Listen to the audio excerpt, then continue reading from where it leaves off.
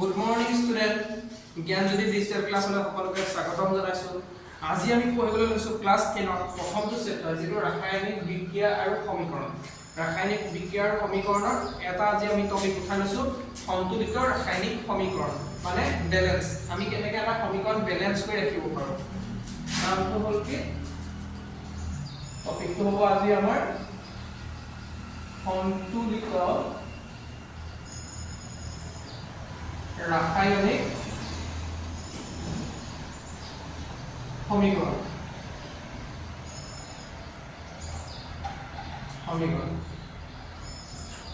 তার মানে আমি কি বুঝি পাম সন্তুলিত রাসায়নিক সমীকরণ মানে আমাক এটা বিক্ৰিয়াৰ ৰিঅ্যাকশন দিয়া থাকিব সেই ৰিঅ্যাকশনটো আমি কি কৰিব লাগিব তাক সমতুলিত কৰিব লাগিব মানে কেনে কৰিব তাক মানে ব্যালেন্স কৰা ইংলিছত যদি মই তাক ক'ব পাৰো ব্যালেন্স ইয়াৰ মিনিং ব্যালেন্স কৰা মানে আমাৰ এটা ৰিঅ্যাকশন আছে আমি ধৰি ললো Zn plus H2SO4 এই ৰিঅ্যাকশন হলে কি হ'ব জিংকটো হলে আহি কেনি ইয়াত সালফাৰ লগত খুনা মাৰিব খুনা হোৱাৰ লগে লগে কি বনি যাব ZnSO4 plus কি ওলাই গ'ল দেখিছো কি আমি কি ওলাই যোৱা দেখিছো আমি ওলাই গৈছে কি এই H2 ই আহি পেনি ইয়াক আহিলে খুনা মাৰিলে খুনা মাৰাৰ লগে লগে এই হাইড্ৰোজেনটো বতা মাৰি উলিয়াই দিয়া নাই জানো ইয়াক বতা মাৰি উলিয়াই দিলে তাৰমানে এইটো ওলাই গুচি গ'ল হাইড্ৰোজেন গেছ আমি সদায় প্ৰতিটো ৰিঅ্যাকশন এনেকে সিম্পলকে ভাবিম এটা ফানি ট্ৰিক বুলি কয় ন ফানি টাইপত বুজিব চেষ্টা কৰিম যেটো আমাৰ কেমিষ্ট্ৰি একদম ফানি হৈ যাব আৰু প্ৰতিটো বস্তু যেতিয়া টান পায় এটা কাৰণেতো আৰু ভাল ইজি হৈ যাব এটা হ'ল কি এইবোৰ আমি খালি দেখুৱাব নালাগে এইটো জাস্ট ৰিঅ্যাকশনটো কেনেকৈ বনে এইটো কাৰণে দেখাইছো ঠিক আছে আমাৰ ইয়াত আমি এটাই জানো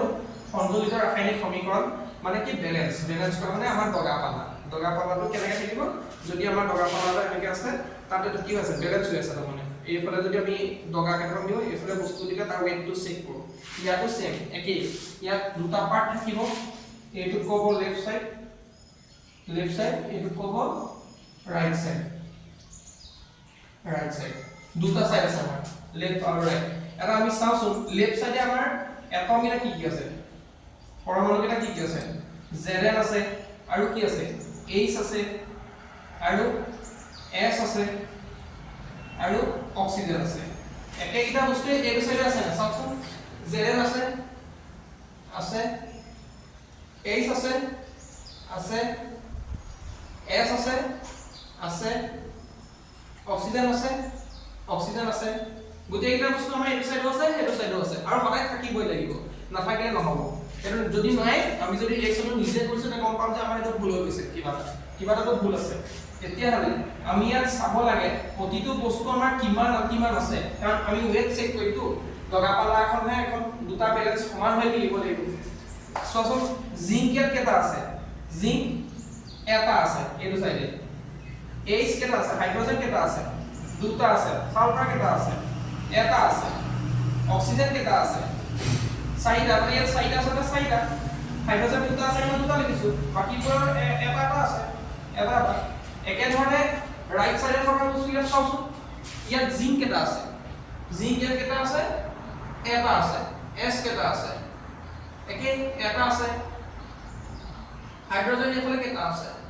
দুটা আছে এফালে অক্সিজেন কেটা আছে চাৰিটা আছে এটা আমি চেক কৰছো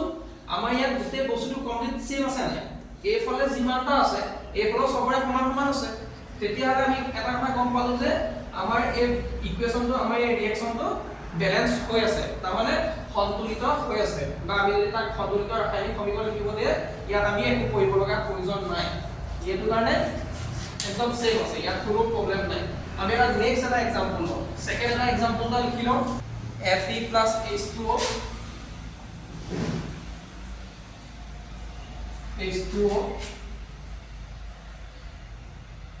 এইটো আমি লেফট সাইড ৰাইট সাইড এনেকৈ ৰাখিছো না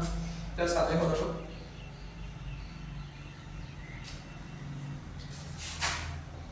Fe3O4 plus H2 ওকে এতিয়া আমাৰ এইটো সেট হৈ যাব পৰমাণুটা সেট হৈ যাব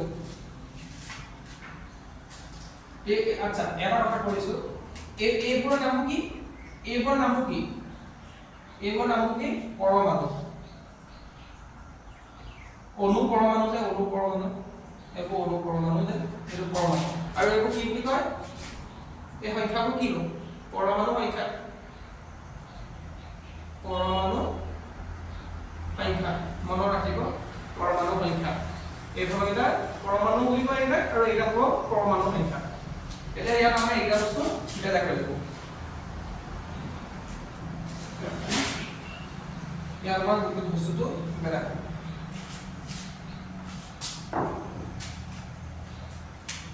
Fe আছে Fe আছে হাইড্ৰোজেন আছে আৰু এটা অক্সিজেন আমাৰ ইয়াত মাত্ৰ তিনটা পৰমাণু আছে ইটো সাইডত হে তিনটা পৰমাণু আছে সব Fe আছে অক্সিজেন আছে অক্সিজেন তলত দিবে অলপ মিলাই দিছো আৰু হাইড্ৰোজেন আছে হল এতিয়া আমি তাক ব্যালেন্স কৰিব লাগে ব্যালেন্স কৰাৰ আগতে আমি কি হ'ব পৰমাণু সংখ্যা কেইটা আছে উলিয়াই ল'ব লাগিব Fe কেইটা আছে আয়ন এটা আছে হাইড্ৰোজেন কেইটা আছে দুটা আছে অক্সিজেন কেইটা আছে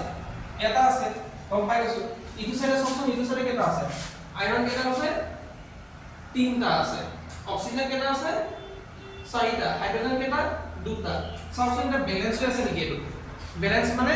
সেম পৰমাণু সংখ্যা হৈ আছে নেকি ইয়াত হাইড্ৰোজেন দুটা আছে হাইড্ৰোজেনটো মিলি আছে ঠিক আছে অক্সিজেন ইয়াত এটা আছে এটা অক্সিজেন আকৌ চাৰিটা আছে ইয়াত আয়ন কেইটা আছে ইয়াত আয়ন এটা আছে ইয়াত তিনটা আছে এতিয়া আমাৰ কথা হ'ল কি সন্তুলিত ৰাসায়নিক সমীকৰণটো ইয়াত আমি সন্তুলন কৰিব লাগিব মানে ব্যালেন্স কৰিব লাগিব এনেকৈ ইয়াত লিখিব এতেকে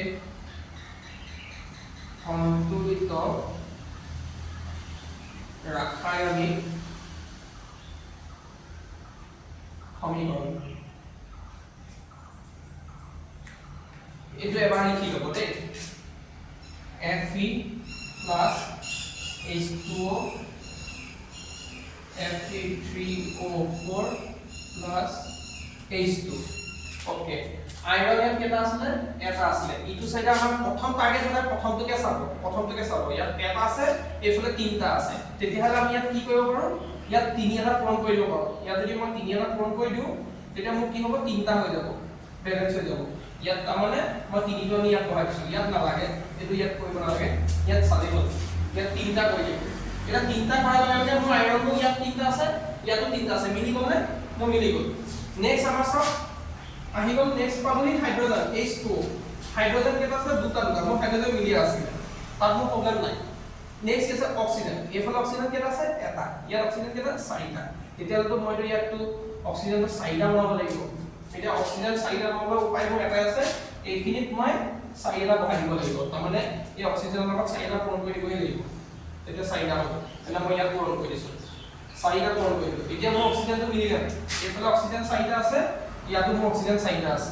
মিলি আছে কিন্তু এটা কথা মোৰ হ'ব কি হাইড্ৰোজেন মোৰ কেটা হ'ল ইয়াত দুটা আছিল আৰু এইফালে চাৰিটা 4 দুগুণ 8টা হাইড্ৰোজেন মোৰ হৈ গ'ল কেটা 8টা হৈ গ'ল কোন চাইডে লেফট চাইডে মোৰ হাইড্ৰোজেন বাঢ়ি হৈ গ'ল 8টা ইটো চাইডে কেটা আছে দুটাহে আছে ইয়াত যদি মই 8টা কৰিব লাগিব ইয়াত 8টা কৰিলেহে মোৰ ব্যালেন্স হ'ব ইয়াক 8টা কৰিলে মই কি কৰিব লাগিব এই হাইড্ৰোজেনটোৰ লগত 4 এটা পূৰণ কৰি দিব লাগিব আমি ক'ত কৰিছো হাইড্ৰোজেনৰ জেগা ইয়াত কৰিছো বা ইয়াত কৰিছো ইয়াত যদি আমি যদি 4 এটা পূৰণ কৰি দিয়ে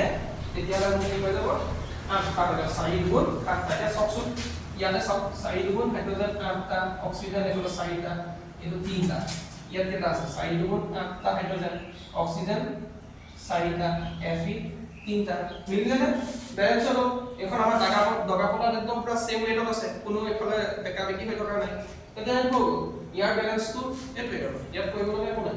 আৰু এটা আমি প্ৰেক্টিস কৰি চাও ক্লাস এটা প্ৰেক্টিস কৰিম তাৰপিছত মই ভিডিওটো অফ কৰিম যিহেতু বহুত ডাঙৰ হৈ যাব পাৰে ভিডিওটো আৰু বেছি কথাও কৈ থকা নাই সিম্পল কথাখিনি কৈছো নেক্সট আমি চাওঁ এটা এক্সাম্পল কিতাপতে আছে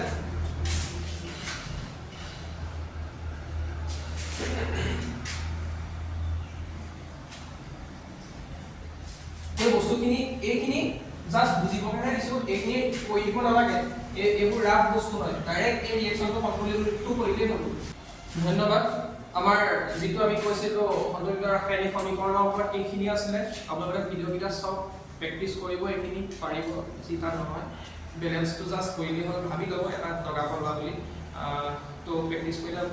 একদম ইজি বেছি টান নহয় নেক্সট আমি নেক্সট ভিডিওত আমি কৰিম ইয়াৰ পিছৰ যিখিনি প্ৰশ্নাৱলী কোৱেশ্চন আছিল সেইখিনি প্ৰেক্টিস কৰিম আৰু তাক কৰিব চেষ্টা কৰিম সেইখিনি ভিডিঅ'টো চাব ভালকৈ যদি ভাল লাগিছে লাইক শ্বেয়াৰ আৰু কমেণ্ট কৰিব কিবা থাকিলে মোক সুধিব বুজি নাপালেও সুধিব যিমান পাৰোঁ আপোনালোকক চেষ্টা কৰিম বুজাবলৈ